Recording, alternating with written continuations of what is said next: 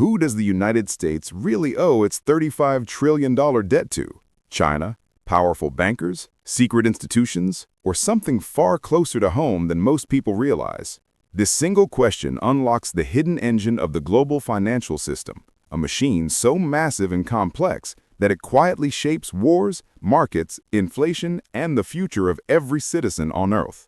$35 trillion is not just a number. It is a scale so enormous the human mind cannot fully grasp it. Because if you tried to count to 35 trillion one number per second, it would take over 1 million years, turning money into time, labor, and generations of weight stacked into a single burden. The first shocking truth is that most of America's debt is actually owed to itself.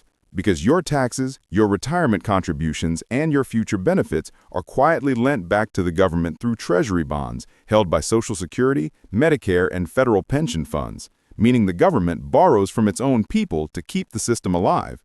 But this creates a dangerous time bomb, because when millions of Americans retire and demand the money they were promised, the government must either raise taxes, cut spending, or borrow even more, proving that the debt never disappears. It only multiplies and passes its burden silently into the future.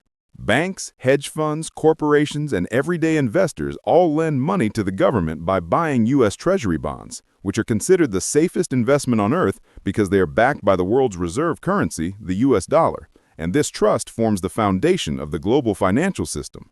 But the real monster is not the debt itself, it is the interest. Because today, the United States pays over $1 trillion every single year just in interest alone. Not for schools, not for hospitals, not for roads, but just to keep past borrowing alive. Contrary to popular belief, China does not own America's debt. Japan is the largest foreign holder, followed by China and other global powers. And these nations hold U.S. debt not as ownership, but as a weapon of stability, because dumping it would collapse their own economies as well.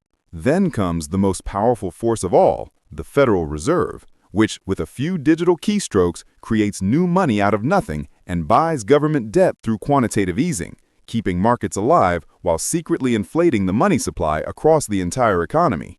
And this is where the public pays the hidden price, because when more money chases the same goods, prices rise, making food, gas, rent, and homes more expensive, turning inflation into the invisible tax that quietly drains the value of every paycheck without asking for permission. Here is the truth most people never hear. The national debt is not designed to be paid off, because old debt is simply replaced with new debt. Bonds mature and new ones are issued, and the machine never stops, proving the goal is not freedom from debt, but survival within debt. So who really pays for America's debt? The answer is simple. You do, through higher taxes, rising prices, shrinking benefits, weaker infrastructure, and slower economic growth, because the bill never arrives in the mail, but it is deducted from your life every single day. And history gives a final warning, because every great empire has fallen under the weight of debt. Rome, Spain, Britain, and now the United States stands at the same crossroads in a digital age where consequences move at lightning speed, meaning the $35 trillion debt is no longer just a number.